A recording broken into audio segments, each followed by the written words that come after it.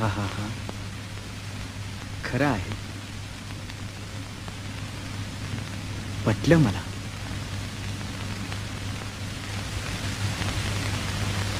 महाराज, अज्ञानानं माझ्या हातून मोठी चूक होत होती, पण आपल्या उपदेशानं मला माझ्या खऱ्या कर्तव्याची जाणीव झाली. पांडुरंग पांडुरंग पांडुरंग पांडुरंग पांडुरंग पांडुरंग पांडुरंग.